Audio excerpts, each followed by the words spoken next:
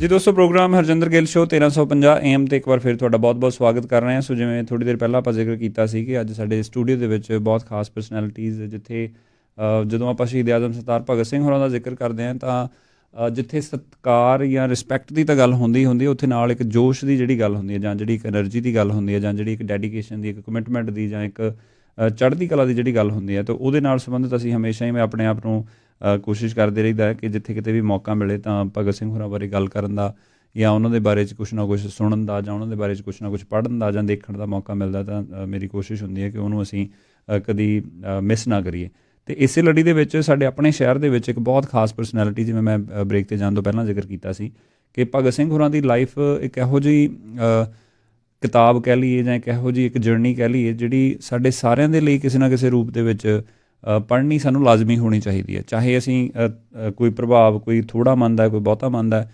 ਕੋਈ ਭਗਤ ਸਿੰਘ ਹੋਰਾਂ ਨੂੰ ਕਿਸੇ ਰੂਪ ਦੇ ਵਿੱਚ ਦੇਖਦਾ ਹੋਵੇਗਾ, ਕੋਈ ਕਿਸੇ ਰੂਪ 'ਚ ਦੇਖਦਾ ਹੋਵੇਗਾ। ਪਿਛਲੇ ਦਿਨ ਵੀ ਮੈਂ ਜ਼ਿਕਰ ਕਰਦਾ ਸੀ ਕਿ ਕਈ ਤਰ੍ਹਾਂ ਦੀਆਂ ਕਈ ਵਾਰੀ ਡਿਸਕਸ਼ਨਸ ਜਦੋਂ ਚੱਲਦੀਆਂ ਨੇ ਤਾਂ ਕਈ ਲੋਕ ਆਪਣੀਆਂ ਕੁਛ ਕੰਟਰੋਵਰਸ਼ੀਅਲ ਤਰੀਕੇ ਦੇ ਨਾਲ, ਕੁਛ ਕਿੰਤੂ ਪਰੰਤੂ ਕਰਨ ਦੇ ਰੂਪ ਦੇ ਵਿੱਚ ਕੁਛ ਨਾ ਕੁਛ ਜਿਹੜੀਆਂ ਡਿਫਰੈਂਟ ਓਪੀਨੀਅਨ ਦੀਆਂ ਵੀ ਆਪਾਂ ਹਮੇਸ਼ਾ ਗੱਲਾਂ ਸੁਣਦੇ ਰਹੀਦਾ। ਸੋ ਅੱਜ ਜਿਹੜੀ ਗੱਲਬਾਤ ਅਸੀਂ ਕਰਨੀ ਹੈ, ਜਿੱਥੇ ਪ੍ਰੋਫੈਸਰ ਚਮਨ ਲਾਲ ਜੀ ਸਾਡੇ ਨਾਲ ਸਟੂਡੀਓ ਦੇ ਵਿੱਚ ਪਹੁੰਚੇ ਨੇ, ਜਿਨ੍ਹਾਂ ਦੀ ਇੱਕ ਇਤਿਹਾਸਕਾਰ ਦੇ ਤੌਰ 'ਤੇ, ਇੱਕ ਰਾਈਟਰ ਦੇ ਤੌਰ ਦੇ ਉੱਤੇ ਸ਼ਹੀਦ ਆਜ਼ਮ ਸਰਦਾਰ ਭਗਤ ਸਿੰਘ ਹੋਰਾਂ ਦੀ ਲਾਈਫ ਦੇ ਉੱਪਰ ਬਹੁਤ ਡੂੰਘੀ ਰਿਸਰਚ ਹੈ। ਔਰ ਨਾ ਸਿਰਫ ਸਾਡੇ ਲਈ ਪੰਜਾਬੀਆਂ ਲਈ, ਨਾ ਸਿਰਫ ਸਾਡੇ ਭਾਰਤੀਆਂ ਲਈ, ਬਲਕਿ ਮੈਂ ਸਮਝਦਾ ਕਿ ਦੁਨੀਆ ਭਰ ਦੇ ਵਿੱਚ ਜਿੱਥੇ ਕਿਤੇ ਵੀ ਭਗਤ ਸਿੰਘ ਹੋਰਾਂ ਦਾ ਜ਼ਿਕਰ ਛਿੜਦਾ, ਉਹਨਾਂ ਦੇ ਲਈ ਇਸ ਤਰ੍ਹਾਂ ਦੀਆਂ ਪਰਸਨੈਲਿਟੀਜ਼ ਨੂੰ ਸੁਣਨਾ, ਉਹਨਾਂ ਨੂੰ ਪੜ੍ਹਨਾ ਇੱਕ ਲਾਜ਼ਮੀ ਚੀਜ਼ ਹੋਣੀ ਚਾਹੀਦੀ ਹੈ। ਮੈਂ ਇਸ ਗੱਲ ਦਾ ਹਮੇਸ਼ਾ ਧਾਰਨੀ ਰਿਹਾ। ਅਤੇ ਅੱਜ ਅਸੀਂ ਸਟੂਡੀਓ ਦੇ ਵਿੱਚ ਉਹਨਾਂ ਨੂੰ ਜਿੱਥੇ ਜੀ ਆਇਆਂ ਨੂੰ ਕਹਿਣਾ, ਉੱਥੇ ਨਾਲ ਹੀ ਅੰਮ੍ਰਿਤ ਢਿੱਲੋਂ ਸਾਹਿਬ, ਜਿਹੜੇ ਸਾਡੇ ਬਹੁਤ ਖਾਸ ਨੇ, ਬਹੁਤ ਸਤਿਕਾਰਤ ਨੇ, ਹਮੇਸ਼ਾ ਗਾਹੇ ਬਗਾਹੇ ਜਦੋਂ ਹੀ ਕਿਤੇ ਭਗਤ ਸਿੰਘ ਹੋਰਾਂ ਦਾ ਜ਼ਿਕਰ ਛਿੜਦਾ ਅਤੇ ਅੰਮ੍ਰਿਤ ਢਿੱਲੋਂ ਸਾਹਿਬ ਦਾ ਵੀ ਜ਼ਿਕਰ ਅਸੀਂ ਇੱਥੇ ਜ਼ਰੂਰ ਕਰਦੇ ਹੁੰਦੇ ਹਾਂ। ਉਹ ਅੱਜ ਸਾਡੇ ਇਸ ਖਾਸ ਮਹਿਮਾਨ ਨੂੰ ਸਟੂਡੀਓ 'ਚ ਲੈ ਕੇ ਆਏ ਨੇ। ਸੋ ਪਹਿਲਾਂ ਤਾਂ ਢਿੱਲੋਂ ਸਾਹਿਬ, ਤੁਹਾਡਾ ਬਹੁਤ ਬਹੁਤ ਨਿੱਘਾ ਸਵਾਗਤ ਹੈ ਜੀ। ਥੈਂਕ ਯੂ ਵੈਰੀ ਮੱਚ ਜੀ। ਤੁਸੀਂ ਮੈਨੂੰ ਆਪਣੇ ਦਰਸ਼ਕਾਂ ਨਾਲ ਜੋੜਨ ਦਾ ਜ਼ਰੀਆ ਸਰ ਚਮਨ ਲਾਲ ਦੇ ਥਰੂ ਹੋ ਗਿਆ। ਅਤੇ ਮੈਂ ਸਿਰਫ ਇੱਕ ਗੱਲ ਕਹਿਣੀ ਚਾਹੁੰਦਾ ਪ੍ਰੋਫੈਸਰ ਚਮਨ ਲਾਲ ਦੇ ਬਾਰੇ, ਬਈ ਮੈਂ ਭਗਤ ਸਿੰਘ ਦੀ 1931 'ਚ ਸ਼ਹਾਦਤ ਹੋਈ ਅਤੇ ਮੈਂ 1942 'ਚ ਪੈਦਾ ਹੋਇਆ, 11 ਸਾਲ ਬਾਅਦ। ਅਤੇ ਮੈਨੂੰ ਸਾਹਿਬ ਭਗਤ ਸਿੰਘ ਦੇਖਣ ਨੂੰ ਤਾਂ ਨਹੀਂ, ਪਰ ਮੈਨੂੰ ਉਹਨਾਂ ਦਾ ਅਨੁਭਵ ਤਾਂ ਬਹੁਤ ਹੈਗਾ, ਪਰ ਮੈਂ ਉਹਨਾਂ ਨੂੰ ਦੇਖਣਾ ਚਾਹੁੰਦਾ ਸੀ। ਮੈਂ ਇਹਨਾਂ ਦੇ ਥਰੂ ਦੇਖਦਾ ਹਾਂ। ਬਹੁਤ ਖੂਬ, ਬਹੁਤ ਖੂਬ। ਸੋ ਮੈਨੂੰ ਇਹ ਲੱਗਦਾ ਵੀ ਤੁਸੀਂ ਇਕੱਲਿਆਂ ਨੇ ਨਹੀਂ, ਸਾਡੇ ਸਾਰਿਆਂ ਦੇ ਲਈ ਜਿਸ ਤਰੀਕੇ ਦੇ ਨਾਲ ਜਿਹੜੀ ਸਟੱਡੀ ਇਹਨਾਂ ਨੇ ਕੀਤੀ ਹੈ, ਜਿਸ ਤਰੀਕੇ ਦੇ ਨਾਲ ਇਹਨਾਂ ਨੇ ਲਿਖਿਆ, ਜਿਸ ਤਰੀਕੇ ਨਾਲ ਇਹਨਾਂ ਨੇ ਘੋਖ ਪੜਤਾਲ ਕੀਤੀ ਹੈ, ਉਹ ਸਾਨੂੰ ਸਾਰਿਆਂ ਨੂੰ ਹੀ ਦਰਸ਼ਨ ਕਰਾ ਰਹੇ ਨੇ ਉਹਨਾਂ ਦੇ। ਸੋ ਚਮਨ ਲਾਲ ਜੀ, ਪ੍ਰੋਫੈਸਰ ਸਾਹਿਬ, ਤੁਹਾਡਾ ਬਹੁਤ ਬਹੁਤ ਸਵਾਗਤ ਕਰਦੇ ਹਾਂ ਜੀ ਸਾਡੇ ਅੱਜ ਦੇ ਇਸ ਪ੍ਰੋਗਰਾਮ ਦੇ ਵਿੱਚ, ਹਰਜਿੰਦਰ ਗਿੱਲ ਸ਼ੋਅ ਤੇ ਜੀ ਮੀਡੀਆ ਗਰੁੱਪ ਵੱਲੋਂ, ਸਾਡੀ ਰੇਡੀਓ ਹਮਸਫਰ ਦੀ ਟੀਮ ਵੱਲੋਂ ਜੀ ਆਇਆਂ ਨੂੰ ਸਰ। ਮੈਂ 1350 ਦੇ ਦਰਸ਼ਕਾਂ ਨੂੰ, ਸਰੋਤਿਆਂ ਨੂੰ, ਸਭ ਨੂੰ ਆਪਣੇ, ਤੁਸੀਂ ਥੋੜ੍ਹਾ ਨੇੜੇ ਆ ਜਾਓ ਜੀ ਮਾਈਕ ਦੇ। ਸਤਿ ਸ਼੍ਰੀ ਅਕਾਲ ਕਰਦਾ। ਔਰ ਮੈਂ ਤੁਹਾਡਾ ਅਤੇ ਅੰਮ੍ਰਿਤ ਢਿੱਲੋਂ ਹੋਰਾਂ ਦਾ ਸ਼ੁਕਰਗੁਜ਼ਾਰ ਹਾਂ, ਜਿਨ੍ਹਾਂ ਨੇ ਇੰਨੇ ਮੇਰੇ ਵਾਸਤੇ ਕਾਇੰਡ ਵਰਡ ਵਰਤੇ ਨੇ, ਜਿਹਦਾ ਮੈਂ ਇੰਨਾ ਹੱਕਦਾਰ ਨਹੀਂ ਹੈਗਾ ਜਿੰਨਾ ਤੁਸੀਂ ਮੈਨੂੰ ਥੋੜ੍ਹਾ ਜਿਹਾ ਜ਼ਿਆਦਾ ਸਤਿਕਾਰ ਦਿੱਤਾ ਜੀ। ਚਮਨ ਲਾਲ ਜੀ, ਢਿੱਲੋਂ ਸਾਹਿਬ, ਤੁਸੀਂ ਥੋੜ੍ਹਾ ਜਿਹਾ ਸੈਕਿੰਡ ਕਰੋ ਇਸ ਗੱਲ ਨੂੰ, ਜਿਹੜੀ ਮੈਂ ਗੱਲ ਕਰਦਾ ਸੀ ਕਿ ਜਦੋਂ ਆਪਾਂ ਕਿਸੇ ਦਾ ਸਤਿਕਾਰ ਕਰਦੇ ਹਾਂ, ਜਦੋਂ ਕਿਸੇ ਦੀ ਰਿਸਪੈਕਟ ਕਰਦੇ ਹਾਂ, ਅਫਕੋਰਸ ਆਪਾਂ ਸਾਡੇ ਸਾਰਿਆਂ ਦੇ ਦਿਲਾਂ ਦੇ ਵਿੱਚ ਸ਼ਹੀਦ ਆਜ਼ਮ ਸਰਦਾਰ ਭਗਤ ਸਿੰਘ ਹੋਰਾਂ ਬਾਰੇ ਇੱਕ ਵੱਖਰੇ ਲੈਵਲ ਦੇ ਉੱਪਰ ਸਾਡੀ ਸਾਰਿਆਂ ਦੀ ਇੱਕ ਅਟੈਚਮੈਂਟ ਹੁੰਦੀ ਹੈ। ਪਰ ਜਿਹੜਾ ਬੰਦਾ ਸੱਚਮੁੱਚ ਉਸ ਸਾਂਝ ਨੂੰ ਹੋਰ ਗੂੜਾ ਕਰਨ ਦੇ ਲਈ, ਹੋਰ ਅੱਗੇ ਲੋਕਾਂ ਤੱਕ ਜੋੜਨ ਦੇ ਲਈ ਉਪਰਾਲਾ ਕਰਦਾ, ਤਾਂ ਜੋ ਪ੍ਰੋਫੈਸਰ ਸਾਹਿਬ ਨੇ ਕੀਤਾ ਹੋਇਆ, ਥੋੜ੍ਹਾ ਜਿਹਾ ਇਹਨਾਂ ਦੇ ਜੀਵਨ ਬਾਰੇ ਤੁਹਾਡੇ ਤੋਂ ਹੀ ਜਾਣਨਾ ਚਾਹਾਂਗਾ ਪਹਿਲਾਂ ਮੈਂ।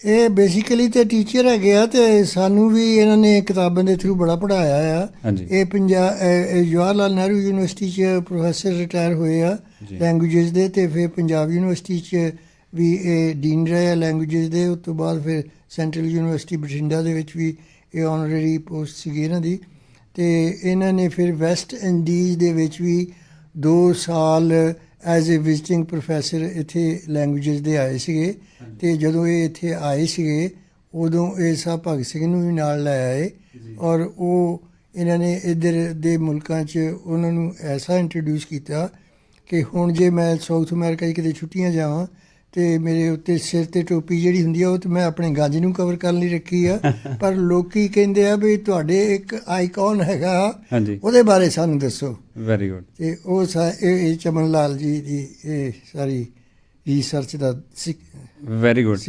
ਸੋ ਦੋਸਤੋ, ਇੱਥੇ ਮੈਂ ਜ਼ਰੂਰ ਇੱਕ ਵਾਰ ਫਿਰ, ਜਿਵੇਂ ਢਿੱਲੋਂ ਸਾਹਿਬ ਨੇ ਵੀ ਜ਼ਿਕਰ ਕੀਤਾ ਹੈ ਕਿ ਇਹਨਾਂ ਦਾ ਜਿਹੜਾ ਬਤੌਰ ਪ੍ਰੋਫੈਸਰ, ਬਤੌਰ ਟੀਚਰ, ਬਤੌਰ ਰਿਸਰਚਰ, ਬਤੌਰ ਇਤਿਹਾਸਕਾਰ ਜਿਹੜਾ ਇੱਕ ਪੈਂਡਾ ਹੈ, ਉਹਦੇ ਵਿੱਚ ਸ਼ਹੀਦ ਆਜ਼ਮ ਸਰਦਾਰ ਭਗਤ ਸਿੰਘ ਹੋਰਾਂ ਬਾਰੇ ਜੋ ਇਹਨਾਂ ਦੀ ਹੁਣ ਤੱਕ ਦੀ ਸਟੱਡੀ ਹੈ, ਉਹਦੇ ਵਿੱਚੋਂ ਅਸੀਂ ਵੈਸੇ ਤਾਂ ਪ੍ਰੋਫੈਸਰ ਸਾਹਿਬ ਜੇ ਗੱਲ ਕਰਨੀ ਹੋਵੇ ਤਾਂ ਘੰਟਿਆਂ ਬੱਧੀ ਛੱਡੋ, ਦਿਨਾਂ ਦੇ ਮਹੀਨਿਆਂ ਦੇ ਟਾਈਮ ਦੀ ਸਾਨੂੰ ਲੋੜ ਪੈਣੀ ਹੈ। ਪਰ ਅੱਜ ਅਸੀਂ ਅਗਲੇ ਅੱਧੇ ਪੌਣੇ ਘੰਟੇ ਦੇ ਵਿੱਚ ਕੋਸ਼ਿਸ਼ ਕਰਾਂਗੇ ਕਿ ਥੋੜ੍ਹਾ ਜਿਹਾ ਸਮ ਅਪ ਕਰਦੇ ਹੋਏ ਔਰ ਇੱਕ ਜੇ ਕੇਂਦਰਿਤ ਵੀ ਕਰਨਾ ਹੋਵੇ ਸਾਡੀ ਅੱਜ ਦੀ ਡਿਸਕਸ਼ਨ ਨੂੰ, ਤਾਂ ਬਹੁਤ ਸਾਰੇ ਜਿਹੜੇ ਕੁਛ ਫਿਕਸ਼ਨਸ ਦੀ ਗੱਲ ਕਰਦੇ ਹਾਂ ਜਾਂ ਮਿਥਸ ਦੀ ਗੱਲ ਕਰਦੇ ਹਾਂ ਜਾਂ ਕੁਛ ਫੈਕਟਸ ਦੀ ਗੱਲ ਕਰਦੇ ਹਾਂ। ਸ਼ੁਰੂਆਤੀ ਤੌਰ ਦੇ ਉੱਤੇ ਮੈਂ ਦੇਖਦਾ ਤਾਂ ਕਈ ਵਾਰ ਮੈਂ ਮੀਡੀਆ ਦੇ ਵਿੱਚ ਵੀ ਸੁਣਿਆ ਕਿ ਅਲੱਗ-ਅਲੱਗ ਵਿਚਾਰਧਾਰਾਵਾਂ ਸਾਨੂੰ ਸੁਣਨ ਨੂੰ ਮਿਲਦੀਆਂ। ਇਨਫੈਕਟ ਹੁਣ ਵੀ ਅਜੇ ਰੀਸੈਂਟਲੀ ਜੋ ਇਸ ਵੇਲੇ ਮੌਜੂਦਾ ਹਾਲਾਤ ਪੰਜਾਬ ਦੇ ਬਣੇ ਹੋਏ ਨੇ ਜਾਂ ਇਲੈਕਸ਼ਨਸ ਜਦੋਂ ਕਿਤੇ ਆਉਂਦੀਆਂ ਤਾਂ ਭਗਤ ਸਿੰਘ ਹੋਰਾਂ ਦੀ ਪਰਸਨੈਲਿਟੀ ਨੂੰ ਦੋ ਡਿਫਰੈਂਟ ਸ਼ੇਡਸ ਦੇ ਵਿੱਚ ਪ੍ਰੈਜ਼ੈਂਟ ਕਰਨ ਦੀ ਕੋਸ਼ਿਸ਼ ਕੀਤੀ ਜਾਂਦੀ, ਜਿਹੜੀ ਕਿ ਪਿਛਲੇ ਕੁਝ ਸਾਲਾਂ ਤੋਂ ਇੱਕ ਪਹਿਲਾਂ ਤਾਂ ਸਾਡੇ ਲਈ ਦੇਸ਼ ਭਗਤ ਦੇ ਰੂਪ ਦੇ ਵਿੱਚ ਤਾਂ ਅਸੀਂ ਉਹਨਾਂ ਨੂੰ ਸੁਣਦੇ ਹੀ ਆ ਰਹੇ ਸੀ, ਪਰ ਕਿਸੇ ਨਾ ਕਿਸੇ ਰੂਪ ਦੇ ਵਿੱਚ ਆਈ ਐਮ ਨਾਟ ਸ਼ੋਰ ਕਿ ਤੁਸੀਂ ਇਸ ਗੱਲ ਨੂੰ ਕਿਵੇਂ ਲਓਗੇ, ਪਰ ਮੈਨੂੰ ਲੱਗਦਾ ਕਿ ਤੁਹਾਡੀ ਜਿਹੜੀ ਸਟੱਡੀ ਹੈ, ਤੁਹਾਡੀ ਜਿਹੜੀ ਰਿਸਰਚ ਹੈ ਭਗਤ ਸਿੰਘ ਹੋਰਾਂ ਬਾਰੇ, ਤੁਸੀਂ ਇੱਕ ਬੈਸਟ ਪਰਸਨੈਲਿਟੀ ਦੇ ਰੂਪ ਦੇ ਵਿੱਚ ਹੋਵੋਗੇ। ਸਾਡੀਆਂ ਉਹ ਜਿਹੜੀਆਂ ਡਾਊਟਸ ਜਾਂ ਮਿਥਸ ਜਾਂ ਫਿਕਸ਼ਨਸ ਦੇ ਰੂਪ ਦੇ ਵਿੱਚ ਕਈ ਵਾਰ ਲੋਕ ਜਿਵੇਂ ਉਹਨਾਂ ਨੂੰ ਦੇਸ਼ ਭਗਤ ਮੰਨਣਾ ਹੈ ਕਿ ਨਹੀਂ ਮੰਨਣਾ ਹੈ, ਕੋਈ ਉਹਨਾਂ ਨੂੰ ਕ੍ਰਾਂਤੀਕਾਰੀ ਮੰਨਦਾ ਹੈ, ਕੋਈ ਉਹਨਾਂ ਨੂੰ ਅੱਤਵਾਦੀ ਮੰਨਦਾ ਹੈ, ਕੋਈ ਉਹਨਾਂ ਨੂੰ ਕਿਸੇ ਰੂਪ 'ਚ ਦੇਖਦਾ, ਕੋਈ ਆਪੋ ਆਪਣੇ ਡੱਬੇ ਲੈ ਕੇ ਬੈਠੇ ਨੇ ਤੇ ਪੇਂਟ ਕਰੀ ਜਾ ਰਹੇ ਨੇ ਲੋਕ। ਸੋ ਤੁਹਾਡੇ ਤੋਂ ਥੋੜ੍ਹਾ ਜਿਹਾ ਇਸ ਰੂਪ ਦੇ ਉੱਪਰ ਉਹਨਾਂ ਸਾਰੀਆਂ ਜਿਹੜੀਆਂ ਕੰਟਰੋਵਰਸੀਜ਼ ਜਾਂ ਰਿਐਲਿਟੀਜ਼ ਨੂੰ ਜੋੜਨ ਦੇ ਲਈ ਅੱਜ ਅਸੀਂ ਸੁਣਨਾ ਚਾਹਾਂਗੇ। ਦੇਖੋ, ਭਗਤ ਸਿੰਘ ਬਾਰੇ ਇਹਦੇ 'ਚ ਤਾਂ ਕੋਈ ਸ਼ੱਕ ਨਹੀਂ ਕਿ 1931 'ਚ ਉਹਨਾਂ ਨੂੰ ਫਾਂਸੀ ਹੋਈ ਹੈ। ਹਾਂਜੀ। ਲੇਕਿਨ ਉਸ ਤੋਂ ਪਹਿਲਾਂ ਹੀ ਸਮਝ ਲਓ ਕਿ ਜ਼ਿਆਦਾ ਪਹਿਲਾਂ ਨਾ ਸਹੀ ਤਾਂ 1928 ਤੋਂ ਹੀ ਮੁਲਕ ਨੇ ਭਗਤ ਸਿੰਘ ਦਾ ਨਾਂ ਜਾਣ ਲਿਆ ਸੀਗਾ। ਖਾਸ ਤੌਰ 'ਤੇ ਜਦੋਂ ਸਾਂਡਰਸ ਕਤਲ ਹੋਇਆ 17 ਦਸੰਬਰ 28 ਨੂੰ। ਹਾਂਜੀ। ਉਸ ਤੋਂ ਬਾਅਦ ਹਿੰਦੁਸਤਾਨ ਭਰ ਦੇ ਅਖਬਾਰਾਂ ਰਾਹੀਂ ਅਤੇ ਤੱਕ ਕਿ ਦੁਨੀਆ ਦੇ ਵੀ ਕੁਛ ਅਖਬਾਰਾਂ ਰਾਹੀਂ ਅਤੇ ਭਗਤ ਸਿੰਘ ਦਾ ਜ਼ਿਕਰ ਇੰਨਾ ਪ੍ਰੋਮੀਨੈਂਟਲੀ ਮੀਡੀਆ 'ਚ ਆਉਣਾ ਸ਼ੁਰੂ ਹੋ ਗਿਆ ਸੀਗਾ। ਔਰ ਉਸ ਵੇਲੇ ਤਾਂ ਸਿਰਫ ਪ੍ਰਿੰਟ ਮੀਡੀਆ ਹੀ ਹੁੰਦਾ ਸੀਗਾ, ਵੱਧ ਤੋਂ ਵੱਧ ਥੋੜ੍ਹਾ ਬਹੁਤ ਰੇਡੀਓ ਹੁੰਦਾ ਸੀਗਾ। ਹਾਂਜੀ। ਤਾਂ ਹਿੰਦੁਸਤਾਨ ਦੇ ਕੋਨੇ 'ਚ ਅਤੇ ਦੁਨੀਆ ਦੇ ਥੋੜ੍ਹੇ ਜਿਹੇ ਹਿੱਸਿਆਂ ਤੱਕ ਭਗਤ ਸਿੰਘ ਦਾ ਨਾਂ ਦੇ ਤੌਰ 'ਤੇ ਇੱਕ ਪਛਾਣ ਬਣ ਗਈ ਸੀ। ਹਾਂਜੀ। ਔਰ 1928 ਤੋਂ ਲੈ ਕੇ 1931 ਤੱਕ ਉਹਨਾਂ ਦੇ ਫਾਂਸੀ ਦੇ ਵਕਤ ਤੱਕ ਉਹ ਤਕਰੀਬਨ ਹਿੰਦੁਸਤਾਨ ਦੇ ਹਰ ਅਖਬਾਰ, ਹਿੰਦੁਸਤਾਨ ਦੀ ਹਰ ਜ਼ੁਬਾਨ ਦੇ ਹਰ ਅਖਬਾਰ ਦੇ ਵਿੱਚ ਪਹਿਲੇ ਸਫ਼ੇ ਤੋਂ ਲੈ ਕੇ ਛਾਏ ਰਹੇ ਨੇ ਹਮੇਸ਼ਾ। ਉਹ 2, 2.5, 3 ਸਾਲ ਉਸ ਤੋਂ ਬਾਅਦ ਤਾਂ ਖੈਰ ਇੱਕ ਆਈਕਨ ਬਣ ਕੇ ਹਮੇਸ਼ਾ ਹੀ ਰਹੇ ਮੀਡੀਆ ਰਾਹੀਂ ਅਤੇ ਹੋਰ ਸਾਰੀ ਚੀਜ਼ਾਂ ਰਾਹੀਂ। ਲੇਕਿਨ ਤੁਸੀਂ ਇਹ ਗੱਲ ਕਹਿ ਸਕਦੇ ਹੋ ਬੜੇ ਇੱਕ ਵਿਸ਼ਵਾਸ ਨਾਲ ਕਿ ਹਿੰਦੁਸਤਾਨ ਦੇ ਵਿੱਚ 1928 ਤੋਂ ਭਗਤ ਸਿੰਘ ਨੂੰ ਬੜੀ ਵੱਡੀ ਪੱਧਰ 'ਤੇ ਜਾਣਿਆ ਜਾਂਦਾ ਰਿਹਾ ਅਤੇ 1931 ਤੋਂ ਬਾਅਦ ਉਹਨਾਂ ਦੀ ਫਾਂਸੀ ਤੋਂ ਬਾਅਦ, ਉਹਨਾਂ ਦੇ ਸ਼ਹੀਦ ਹੋਣ ਤੋਂ ਬਾਅਦ ਤਾਂ ਫਿਰ ਇੱਕ ਕਿਸਮ ਦਾ ਪੂਰੇ ਹਿੰਦੁਸਤਾਨ ਦੀ ਆਜ਼ਾਦੀ ਤਹਿਰੀਕ ਵਾਸਤੇ ਵੀ ਔਰ ਆਮ ਲੋਕਾਂ ਦੀ ਜ਼ਿੰਦਗੀ ਦੇ ਵਾਸਤੇ ਵੀ, ਬੱਚਿਆਂ ਤੋਂ ਲੈ ਕੇ ਹਰ ਉਮਰ ਦੇ ਲੋਕਾਂ ਤੱਕ ਇੱਕ ਕਿਸਮ ਦਾ ਭਗਤ ਸਿੰਘ ਦਾ ਬਿੰਬ ਉਕਰਿਆ ਗਿਆ ਸੀ। ਉਹ ਜਿਹੜਾ ਬਿੰਬ ਹੈ ਉਸ ਦੇ ਵਿੱਚ ਬਹੁਤ ਇੱਕ ਤਰ੍ਹਾਂ ਦੇ ਵਖਰੇਵੇਂ ਸਮੇਂ ਸਿਰ ਆਉਂਦੇ ਰਹੇ ਨੇ। ਹਾਂਜੀ। ਕਿਉਂਕਿ ਜਿਹੜਾ ਬਿੰਬ 1928 ਤੋਂ ਲੈ ਕੇ 1931 ਜਾਂ 31-32 ਜਾਂ ਉਸ ਦੌਰ ਦੇ ਵਿੱਚ ਉਕਰਿਆ ਸੀ, ਉਹ ਭਗਤ ਸਿੰਘ ਦਾ ਅਸਲ ਬਿੰਬ ਵੀ ਸੀ। ਅਸਲ ਬਿੰਬ ਇਨ ਦਾ ਸੈਂਸ ਕਿ ਕਿਉਂਕਿ ਉਸ ਵੇਲੇ ਦੇ ਅਖਬਾਰਾਂ ਦੇ ਵਿੱਚ ਭਗਤ ਸਿੰਘ ਦੀਆਂ ਤਕਰੀਰਾਂ ਜਿਹੜੇ ਉਹ ਅਦਾਲਤਾਂ 'ਚ ਦਿੰਦੇ ਸੀਗੇ, ਭਗਤ ਸਿੰਘ ਦੇ ਕੁਛ ਲੇਖ ਜਿਹੜੇ 1928 ਤੋਂ ਪਹਿਲਾਂ ਵੀ ਛਪਣੇ ਸ਼ੁਰੂ ਹੋ ਗਏ ਸੀ, ਕੁਛ ਹੋਰ ਨਾਵਾਂ ਥੱਲੇ, ਭਗਤ ਸਿੰਘ ਦੇ ਆਪਣੇ ਨਾਂ ਥੱਲੇ ਨਹੀਂ, ਲੇਕਿਨ ਕਿਤੇ ਕਿਸੇ ਹੋਰ ਨਾਂ 'ਤੇ ਛਪਦੇ ਸੀਗੇ।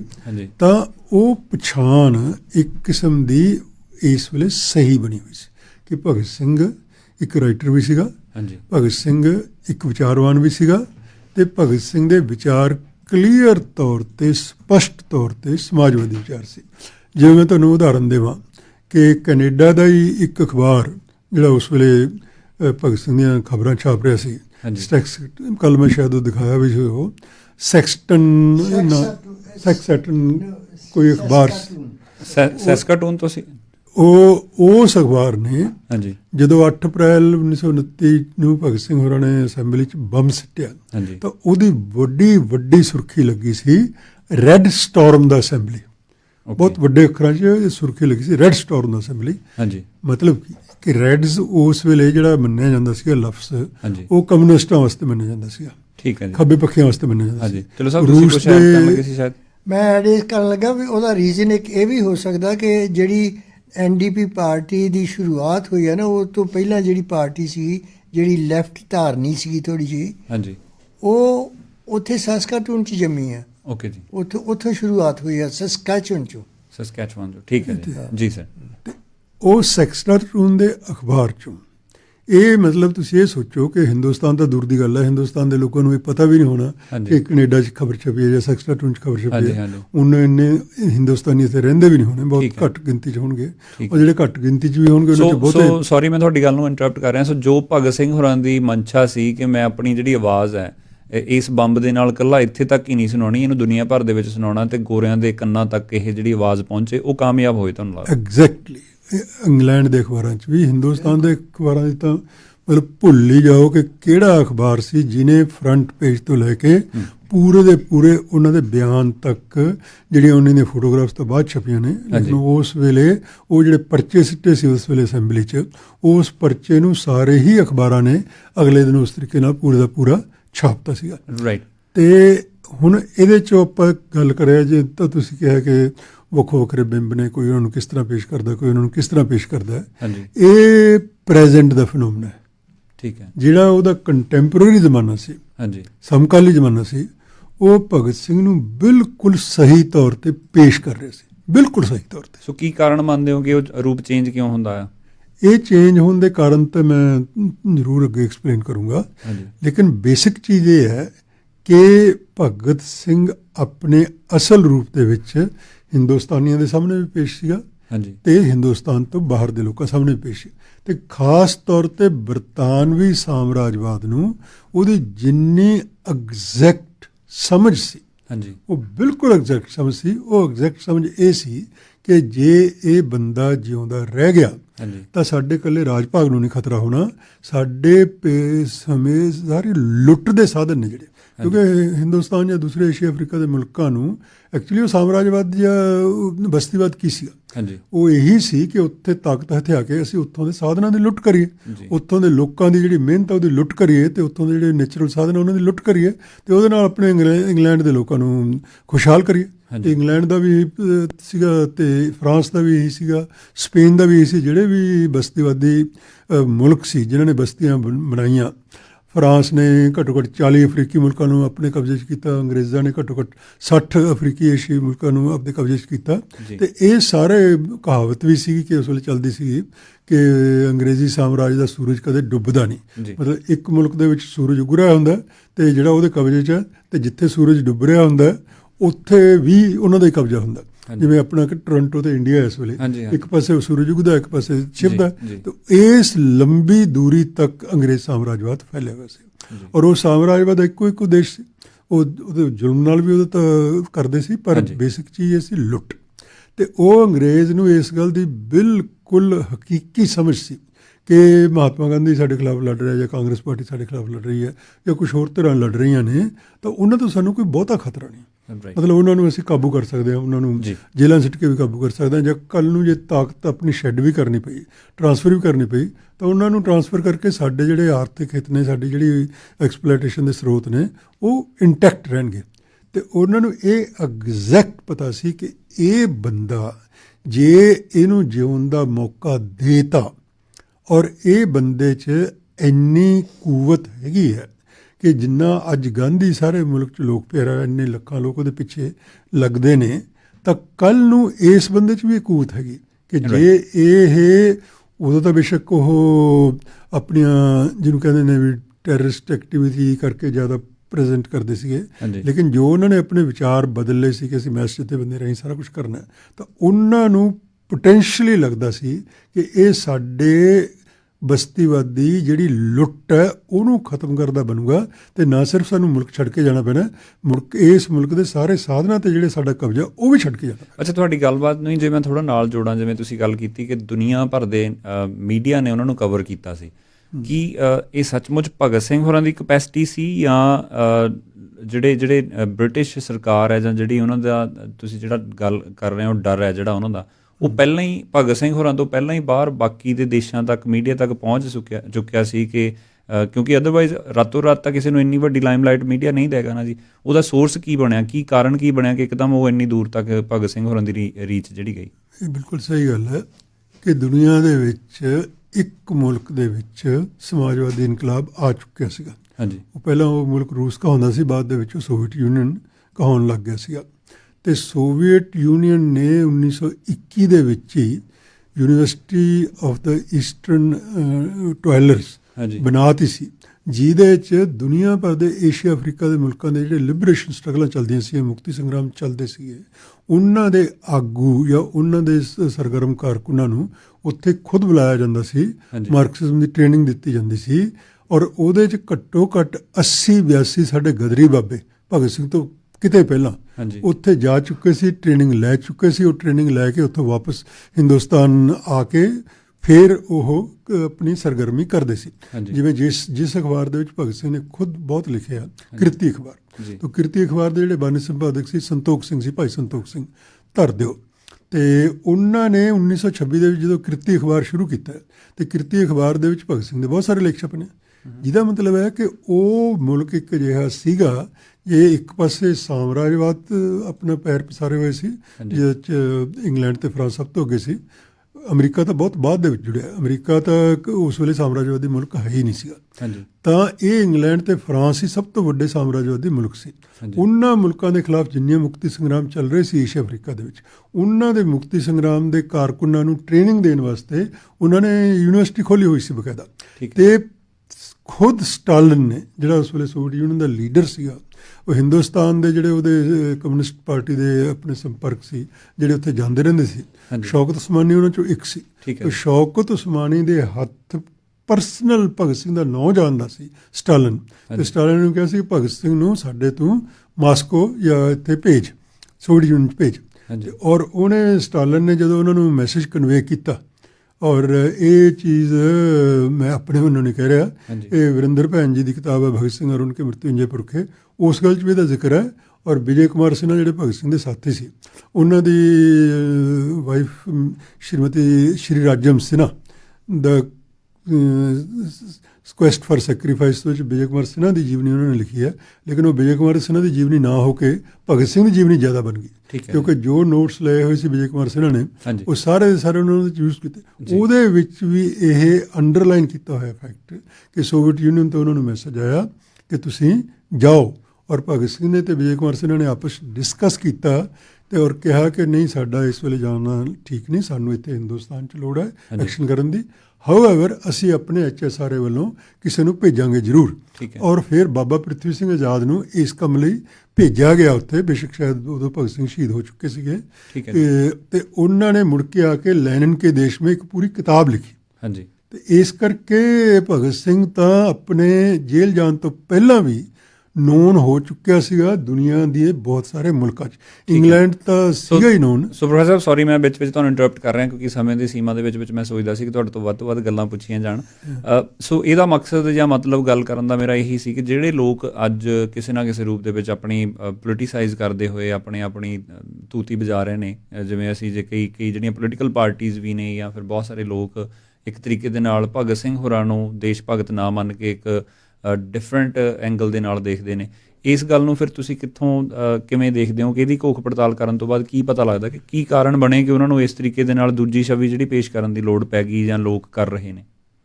ਇਨਫੈਕਟ ਕੀ ਹੋਇਆ ਕਿ ਜਦ ਤੱਕ ਭਗਤ ਸਿੰਘ ਸ਼ਹੀਦ ਹੋਇਆ 1-2 ਸਾਲ ਤੱਕ ਤਾਂ ਬੇਹੱਦ ਉਹਦੇ ਮਕਬੂਲੀਅਤ ਦੇ ਤਰੀਕੇ ਨਾਲ ਉਹ ਅਖਬਾਰਾਂ ਖੂਰਾਂ 'ਚ ਵੀ ਸਭ ਕੁਝ ਚੱਲਦਾ ਰਿਹਾ। ਲੇਕਿਨ ਉਹਦੇ ਵਿੱਚ ਜਦ ਤੱਕ ਕੁਛ ਹੱਦ ਤੱਕ ਜਾਣ ਕੇ ਕੁਛ ਹੱਦ ਵੱਧ ਅਣਜਾਣੇ।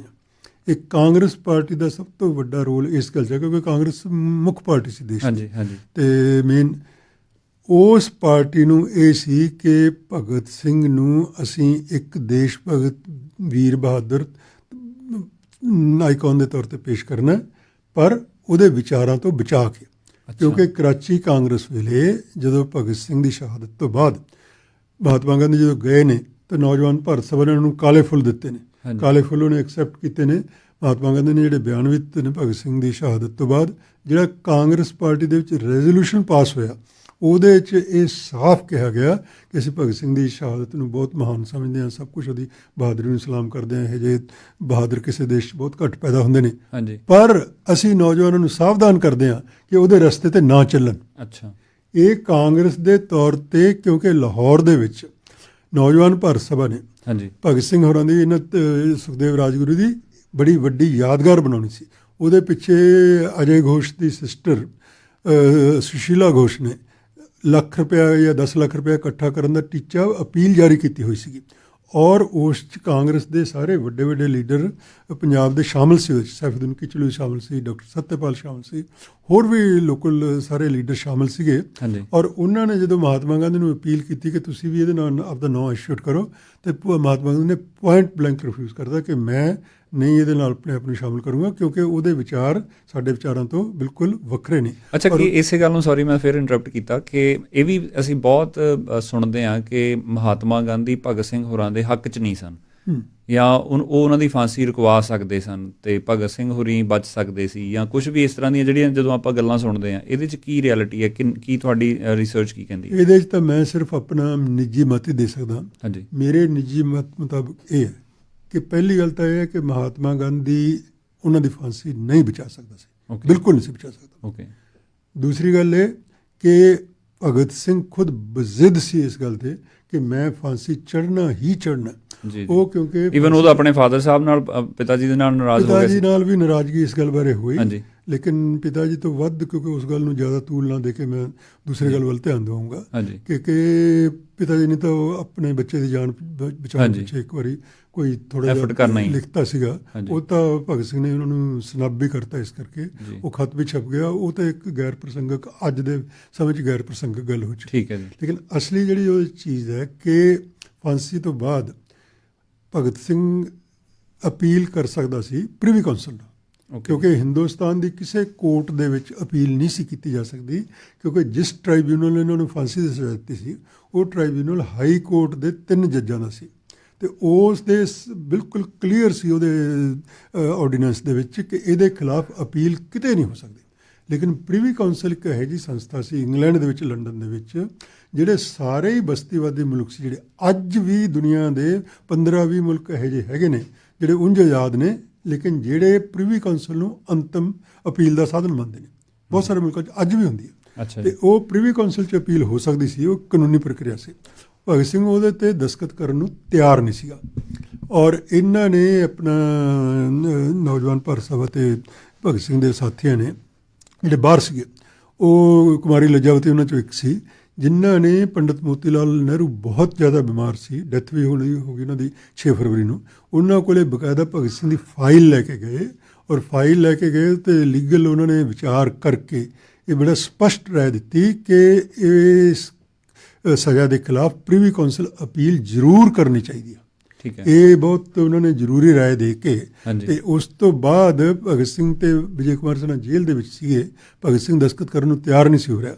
ਵਿਜੇ ਕੁਮਾਰ ਸਿਨਹਾ ਨਾਲ ਆਪਸ 'ਚ ਗੱਲ ਕੀਤੀ ਕਿ ਆਪਾਂ ਤਾਂ ਆਪਣੇ ਵਿਚਾਰਾਂ ਦੇ ਪ੍ਰਚਾਰ ਪਿੱਛੇ ਸਾਰਾ ਕੁਝ ਕਰ ਰਹੇ ਹਾਂ ਨਾ, ਤੇ ਆਪਾਂ ਜੇਲ੍ਹ ਨੂੰ ਵੀ, ਅਦਾਲਤ ਨੂੰ ਵੀ, ਭੁੱਖ ਹੜਤਾਲਾਂ ਨੂੰ ਵੀ, ਸਾਰਿਆਂ ਨੂੰ ਪ੍ਰਚਾਰ ਦਾ ਮਾਧਿਅਮ ਬਣਾਇਆ ਹੈਗਾ, ਤੇ ਇਸ ਕਰਕੇ ਜੇ ਆਪਾਂ ਅਪੀਲ ਕਰ ਦਾਂਗੇ, ਨਹੀਂ ਤਾਂ 30 ਅਕਤੂਬਰ ਫਾਂਸੀ ਦੀ ਡੇਟ ਤੈਅ ਸੀਗੀ, ਜੋ 7 ਅਕਤੂਬਰ ਨੂੰ ਫੈਸਲਾ ਸੁਣਾਇਆ ਗਿਆ ਉਹਦੇ 'ਚ ਇਹ ਸੀ, ਕਿਉਂਕਿ 31 ਅਕਤੂਬਰ ਨੂੰ ਉਹ ਟ੍ਰਾਈਬਿਊਨਲ ਖਤਮ ਹੋ ਰਿਹਾ ਸੀ, ਔਰ ਇਹ ਇੱਕ ਕਾਨੂੰਨੀ ਪੇਚ ਵੀ ਸੀਗਾ ਜਿਹੜਾ ਬਾਅਦ 'ਚ ਲੜਿਆ ਵੀ, ਕਾਨੂੰਨੀ ਤੌਰ ਤੇ ਲੜਿਆ ਵੀ ਗਿਆ ਕਿ ਜਿਹੜਾ ਟ੍ਰਿਬਿਊਨਲ ਖਤਮ ਹੋ ਚੁੱਕਿਆ, ਉਸ ਟ੍ਰਿਬਿਊਨਲ ਦੇ ਫੈਸਲੇ ਨੂੰ ਕਿਸ ਤਰ੍ਹਾਂ ਲਾਗੂ ਕੀਤਾ ਜਾ ਸਕਦਾ, ਉਹਦੀ ਤਾਂ ਉਮਰ ਖਤਮ ਹੋ ਚੁੱਕੀ, ਦੈਟ ਟ੍ਰਿਬਿਊਨਲ ਹੈਜ਼ ਲੈਪਸ।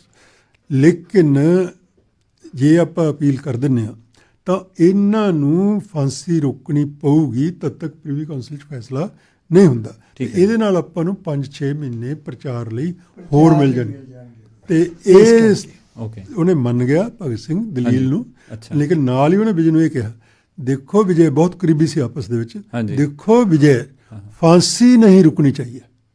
ਇਹ ਸ਼੍ਰੀ ਰਾਜਮ ਸਿਨਹਾ ਦੀ ਜਿਹੜੀ ਕਿਤਾਬ ਹੈ ਵਿਜੇ ਕੁਮਾਰ ਸਿਨਹਾ ਬਾਰੇ, ਉਹਦੇ 'ਚ ਉਹਦੇ ਬਕਾਇਦਾ ਇੱਕ ਕੋਟ ਕੀਤਾ ਹੋਇਆ ਕਿ ਵਿਜੇ ਨੂੰ ਉਹਨੇ ਭਗਤ ਸਿੰਘ ਨੇ ਕੀ ਕਿਹਾ। ਸੋ ਅਸੀਂ ਇਹ ਮੰਨਦੇ ਹਾਂ ਕਿ ਭਗਤ ਸਿੰਘ ਹੋਰੀ ਜਿਹੜਾ ਉਹਨਾਂ ਦਾ ਵਿਜ਼ਨ ਸੀ, ਜਾਂ ਜਿਹੜੀ ਉਹਨਾਂ ਦੀ ਇੱਕ ਕਲੈਰਿਟੀ ਸੀ ਇਸ ਗੱਲ ਪ੍ਰਤੀ ਕਿ ਜਿਹੜੀ ਮੇਰੀ ਜੇ ਫਾਂਸੀ ਰੁਕ ਜਾਂਦੀ ਹੈ ਤਾਂ ਜੋ ਅਸੀਂ ਕਰਨਾ ਚਾਹੁੰਦੇ ਹਾਂ ਉਹ ਬਿਲਕੁਲ ਪੋਸੀਬਲ ਹੀ ਨਹੀਂ ਹੋ ਪਾਉਣਾ। ਜੋ ਉਹਨਾਂ ਦੇ ਫਾਂਸੀ ਲੱਗਣ ਤੋਂ ਬਾਅਦ ਜਿਸ ਆਵਾਜ਼ ਜਾਂ ਜਿਸ ਧਮਾਕੇ ਦਾ ਜ਼ਿਕਰ ਉਹ ਆਪ ਕਰਦੇ ਆ, ਉਹ ਅਸਲ ਧਮਾਕਾ ਤਾਂ ਉਹਨਾਂ ਦੀ ਫਾਂਸੀ ਤੋਂ ਬਾਅਦ ਹੀ ਹੋਇਆ। ਗੱਲ ਇਹ ਹੈ ਕਿ ਇਹਦੇ 'ਚ ਵੀ ਦੋ ਰਾਏ ਹੋ ਸਕਦੀਆਂ ਨੇ। ਭਗਤ ਸਿੰਘ ਦੀ ਨਿੱਜੀ ਰਾਏ ਉਸ ਵੇਲੇ ਇਹ ਸੀ ਕਿ ਜੋ ਸਾਡੇ ਹਾਲਾਤ ਨੇ, ਸਾਡੇ ਇਨਕਲਾਬੀ ਸੰਗਠਨ ਬਿਖਰ ਚੁੱਕੇ ਆ, ਸਾਡੇ ਬਹੁਤ ਬੰਦਿਆਂ ਨੂੰ ਮਾਰਿਆ ਜਾ ਚੁੱਕਿਆ। ਚੰਦਰ ਸ਼ੇਖਰ ਆਜ਼ਾਦ ਸ਼ਹੀਦ ਹੋ ਗਏ ਸੀ, ਭਗਤ ਚਰਨ ਵੋਹਰਾ ਸ਼ਹੀਦ ਹੋ ਗਏ ਸੀਗਾ, ਤੇ ਇਸ ਕਰਕੇ ਹੁਣ ਸਾਡਾ ਸੰਗਠਨ ਬਿਲਕੁਲ ਬਿਖਰ ਚੁੱਕਿਆ।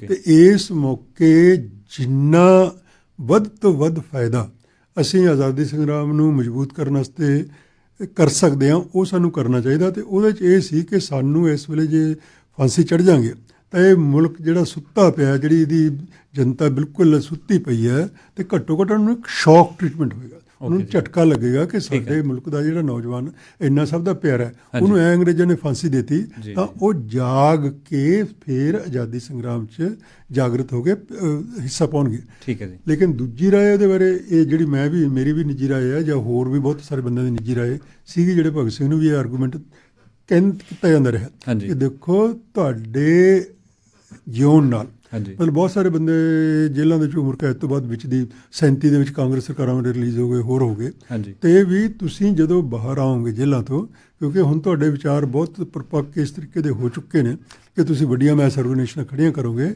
ਤੇ ਫਿਰ ਇਸ ਗੱਲੋਂ ਤੁਹਾਡੀ ਜਾਨ ਦੀ ਕੀਮਤ ਜਿਉਂਦੇ ਰਹਿਣ ਦੀ ਵੀ ਹੈਗੀ।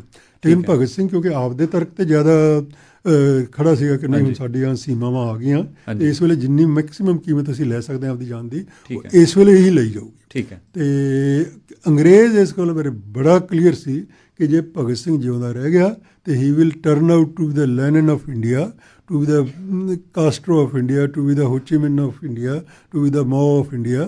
तो इस करके he wanted to finish him off as soon as possible. और ਉਹਦੇ 'ਚ ਮਹਾਤਮਾ ਗਾਂਧੀ ਕੁਛ ਨਹੀਂ ਸੀ ਕਰ ਸਕਦਾ ਜੀ। ਉਹ ਗਲਤ ਭੁਲੇਖਾ ਲੋਕਾਂ ਨੂੰ ਕਿ ਮਹਾਤਮਾ ਗਾਂਧੀ ਬਚਾ ਸਕਦਾ। ਸੋ ਦੋਸਤੋ, ਪ੍ਰੋਗਰਾਮ ਹਰਜਿੰਦਰ ਗਿੱਲ ਸ਼ੋਅ ਦੇ ਨਾਲ ਤੁਸੀਂ ਜੁੜੇ ਹੋਏ ਹੋ, ਤੇ ਪ੍ਰੋਫੈਸਰ ਚਮਨ ਲਾਲ ਜੀ ਹੋਰਾਂ ਨਾਲ ਸਾਡੀ ਵਿਸ਼ੇਸ਼ ਗੱਲਬਾਤ ਹੋ ਰਹੀ ਹੈ। ਔਰ ਜਿਵੇਂ ਮੈਂ ਗੱਲ ਕੀਤੀ ਸੀ ਕਿ ਜਿੰਨਾ ਭੰਡਾਰ ਹੈ ਚਮਨ ਲਾਲ ਜੀ ਦੇ ਕੋਲ, ਸੋ ਘੰਟਿਆਂ ਬੱਧੀ ਅਸੀਂ ਜੇ ਗੱਲ ਕਰਦੇ ਰਹੀਏ ਤਾਂ ਵੀ ਥੋੜ੍ਹਾ ਹੋਣਾ, ਪਰ ਕੁਛ ਬੇਸਿਕ ਜਿਹੜੇ ਫੈਕਟਸ ਨੇ ਪ੍ਰੋਫੈਸਰ ਸਾਹਿਬ ਦੇ ਨਾਲ ਮੈਂ ਚਾਹੁੰਦਾ ਸੀਗਾ, ਕਿਉਂਕਿ ਪ੍ਰੋਫੈਸਰ ਸਾਹਿਬ ਬੇਸ਼ੱਕ ਤੁਸੀਂ ਬਹੁਤ ਥਾਵਾਂ ਦੇ ਉੱਤੇ ਇਹ ਸਾਰੀਆਂ ਗੱਲਾਂ ਰਿਪੀਟ ਕਰ ਚੁੱਕੇ ਹੋਵੋਗੇ, ਪਰ ਵੱਡੀ ਗਿਣਤੀ ਦੇ ਵਿੱਚ ਜਿਹੜੇ ਸਾਡੇ ਲਿਸਨਰਸ ਨੇ, ਦਰਸ਼ਕ ਨੇ, ਸਾਨੂੰ ਇਸ ਵੇਲੇ TV 'ਤੇ ਵੀ ਜਾਂ ਫੇਸਬੁੱਕ 'ਤੇ ਜਾਂ ਫਿਰ ਰੇਡੀਓ 'ਤੇ ਜਿਹੜੇ ਸੁਣ ਰਹੇ ਨੇ, ਦੇਖ ਰਹੇ ਨੇ, ਉਹਨਾਂ ਦੇ ਮਨ ਦੇ ਵਿੱਚ ਜਿਹੜੇ ਕੁਛ ਵਲਵਲੇ ਨੇ ਜਾਂ ਜਿਹੜੇ ਡਾਊਟਸ ਨੇ, ਜਿੱਥੇ ਆਪਾਂ ਮੈਂ ਦੁਬਾਰਾ ਫਿਰ ਰਿਪੀਟ ਕਰਦੇ ਹੋਏ ਤੁਸੀਂ ਗੱਲ ਕੀਤੀ ਕਿ ਮਹਾਤਮਾ ਗਾਂਧੀ ਪ੍ਰਤੀ ਇੱਕ ਤਰ੍ਹਾਂ ਦੀ ਲੋਕਾਂ ਦੇ ਮਨ 'ਚ ਸੀ ਕਿ ਉਹ ਜੇ ਚਾਹੁੰਦੇ ਤਾਂ ਕਰ ਸਕਦੇ ਸੀ, ਤੁਸੀਂ ਉਹਦਾ ਜਵਾਬ ਦੇ ਦਿੱਤਾ। ਫਿਰ ਭਗਤ ਸਿੰਘ ਹੋਰੀ ਚਾਹੁੰਦੇ ਤਾਂ ਆਪਣੀ ਫਾਂਸੀ ਖੁਦ ਹੀ ਰੁਕਵਾ ਸਕਦੇ ਸੀ, ਜਿਹੜੀ ਉਹਨਾਂ ਨੇ ਨਹੀਂ ਕੀਤੀ, ਇਹ ਉਹਨਾਂ ਦੀ ਆਪਣੀ ਚੋਇਸ ਬਣੀ। ਤੀਸਰੀ ਗੱਲ, ਜਿਹੜਾ ਪੋਲੀਟੀਸਾਈਜ਼ ਕਰਦੇ ਹੋਏ ਅੱਜ ਦੇ ਦੌਰ ਦੇ ਵਿੱਚ ਜੇ ਲੈ ਕੇ ਆਈਏ ਅਸੀਂ, ਬਹੁਤ ਸਾਰੇ ਲੋਕ ਜਿਹੜੇ ਨੇ ਜਦੋਂ ਸਰਕਾਰਾਂ ਦੇ ਉੱਤੇ, ਖਾਸ ਤੌਰ 'ਤੇ ਭਾਰਤ ਸਰਕਾਰ ਦੇ ਉੱਤੇ ਜਦੋਂ ਗੱਲ ਆਉਂਦੀ ਹੈ ਤਾਂ RTI ਦੇ ਰੈਫਰੈਂਸ ਦੇ ਨਾਲ ਇਹ ਗੱਲ ਕਹੀ ਜਾਂਦੀ ਹੈ ਕਿ ਅੱਜ ਵੀ ਜੇਕਰ ਅਸੀਂ ਕਿਤੇ ਪਤਾ ਕਰਨਾ ਹੋਵੇ ਤਾਂ ਕਿਸੇ ਵੀ ਜਗ੍ਹਾ ਦੇ ਉੱਤੇ ਸਾਨੂੰ ਕੋਈ ਡਾਕੂਮੈਂਟਸ ਦੇ ਵਿੱਚ ਇੱਦਾਂ ਦੀ ਗੱਲ ਨਹੀਂ ਲੱਭਦੀ ਕਿ ਜਿੱਥੇ ਸਰਕਾਰਾਂ ਨੇ ਮੰਨ ਲਿਆ ਹੋਵੇ ਕਿ ਉਹ ਸਾਡੇ ਕ੍ਰਾਂਤੀਕਾਰੀ ਸਨ, ਉਹ ਸਾਡੇ ਸ਼ਹੀਦ ਸਨ, ਉਹ ਸਾਡੇ ਦੇਸ਼ ਭਗਤ ਸਨ। ਇਸ ਗੱਲ ਨੂੰ ਤੁਸੀਂ ਕਿਵੇਂ ਐਡਰੈਸ ਕਰਦੇ ਹੋ? ਦੇਖੋ, ਤੁਹਾਡੇ ਉਹ ਪਿਛਲੇ ਸਵਾਲ ਦੀ ਥੋੜ੍ਹੀ ਜਿਹੀ ਕੰਟੀਨਿਊਸ਼ਨ 'ਚ ਮੈਂ ਥੋੜ੍ਹਾ ਜਿਹਾ ਹੋਰ ਸਪਸ਼ਟ ਕਰ ਦੂੰਗਾ, ਜਿਹਦੇ ਨਾਲ ਇਹ ਸਵਾਲ ਵੀ ਜੁੜ ਜਾਏਗਾ ਕਿ ਉਹ ਭਗਤ ਸਿੰਘ ਦਾ ਜਿਹੜਾ ਉਹ ਅਸਲੀ ਬਿੰਬ ਸੀ ਉਹ ਫਿਰ ਗੁਆਚਿਆ ਕਿਵੇਂ, ਉਹ ਬਿੰਬ ਛੋਟਾ ਕਿਉਂ ਹੋਇਆ, ਕਿਸ ਤਰ੍ਹਾਂ ਕੀਤਾ ਗਿਆ ਛੋਟਾ, ਤੇ ਉਸ ਤੋਂ ਬਾਅਦ ਵਿਗਾੜਿਆ ਵੀ ਕਿਵੇਂ ਗਿਆ।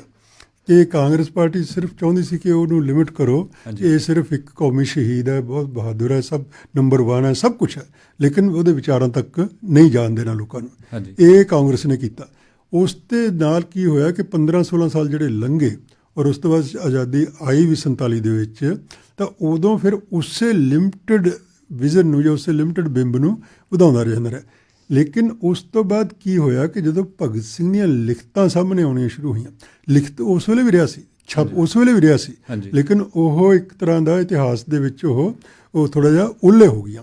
ਤਾਂ ਉਸ ਤੋਂ ਬਾਅਦ ਨਵੇਂ ਸਿਰੇ ਤੋਂ ਜਦ ਲਿਖਤਾਂ ਸਾਹਮਣੇ ਆਉਣੀਆਂ ਸ਼ੁਰੂ ਹੋਈਆਂ, ਵਾਇਆ ਮੈਨ ਐਥੀਸਟ ਵਰਗੀਆਂ, ਵਾਇਆ ਮੈਨ ਐਥੀਸਟ ਨੂੰ ਤਾਂ 1934 ਦੇ ਵਿੱਚ ਤਮਿਲ ਦੇ ਵਿੱਚ ਆਪਣਾ ਪੇਰੀਆਰ ਹੋਰਾਂ ਨੇ ਅਨੁਵਾਦ ਕਰਾ ਕੇ ਛਾਪਤਾ ਸੀਗਾ। ਪੂਰੇ ਤਮਿਲਨਾਡੂ 'ਚ ਜਿੰਨਾ ਭਗਤ ਸਿੰਘ ਦਾ ਅਸਰ ਹੈ, ਉਹ ਦੂਸਰੇ ਤੁਸੀਂ ਹੈਰਾਨ ਹੋ ਜਾਓਗੇ ਕਿ ਵੀ ਨਾਰਥ ਇੰਡੀਆ ਵਰਗਾ ਅਸਰ ਉੱਥੇ ਹੈਗਾ। ਤਾਂ ਇਹ ਹੋਇਆ ਕਿ ਫਿਰ ਜਿਹੜੀਆਂ ਕੁਛ ਇਹੋ ਜਿਹੀਆਂ ਫੋਰਸਿਸ ਸੀਗੀਆਂ ਸੋਸਾਇਟੀ ਦੇ ਵਿੱਚ, ਜਿਸ ਤਰ੍ਹਾਂ ਕੁਛ ਧਾਰਮਿਕ ਫੋਰਸਾਂ ਸੀਗੀਆਂ, ਚਾਹੇ ਹਿੰਦੂਆਂ ਦੀਆਂ ਸੀ, ਚਾਹੇ ਸਿੱਖਾਂ ਦੀਆਂ ਸੀ, ਮੁਸਲਮਾਨ ਤਾਂ ਉਸ 'ਚ ਨਹੀਂ ਪਏ, ਲੇਕਿਨ ਉਹਨਾਂ ਨੇ ਉਹਨੂੰ ਭਗਤ ਸਿੰਘ ਦੇ ਇਮੇਜ ਨੂੰ ਵਿਗਾੜਨਾ ਵੀ ਸ਼ੁਰੂ ਕੀਤਾ। ਵਿਗਾੜਨਾ ਸ਼ੁਰੂ ਇਹ ਕੀਤਾ ਕਿ ਉਹਨੂੰ ਇੱਕ ਤਰ੍ਹਾਂ ਦੇ ਭਗਵੇਕਰਨ 'ਚ ਰੰਗਣ ਦੀ ਕੋਸ਼ਿਸ਼ ਕੀਤੀ, ਅਤੇ ਖਾਲਿਸਤਾਨੀਆਂ ਨੂੰ ਆਪਣੇ ਸਿੱਖ ਰੰਗਣ 'ਚ ਕੋਸ਼ਿਸ਼ ਕੀਤੀ। ਲੇਕਿਨ ਖਾਲਿਸਤਾਨੀਆਂ ਦੇ ਵੀ ਦੋ ਰੂਪ ਨੇ, ਇੱਕ ਖਾਲਿਸਤਾਨੀ ਉਹ ਰੂਪ ਹੈ ਜਿਹੜਾ ਭਗਤ ਸਿੰਘ ਨੂੰ ਕਹਿੰਦਾ ਵੀ ਸਾਡੀ ਸਿੱਖੀ ਦਾ ਸਭ ਤੋਂ ਵੱਡਾ ਸ਼ਹੀਦ ਹੈ, ਉਹ ਤਾਂ ਸਿੱਖ ਸ਼ਹੀਦ ਹੈ। ਦੂਜਾ ਖਾਲਿਸਤਾਨ ਦਾ ਉਹ ਰੂਪ ਹੈ ਜਿਹੜਾ ਅੱਜ ਕੱਲ੍ਹ ਸਾਹਮਣੇ ਆ ਰਿਹਾ। ਇਸ ਤਰ੍ਹਾਂ ਦੀਆਂ ਹੋਰ ਵੀਡੀਓਜ਼ ਦੇਖਣ ਦੇ ਲਈ ਸਬਸਕ੍ਰਾਈਬ ਕਰੋ ਸਾਡਾ YouTube ਚੈਨਲ ਜੀ ਮੀਡੀਆ ਗਰੁੱਪ।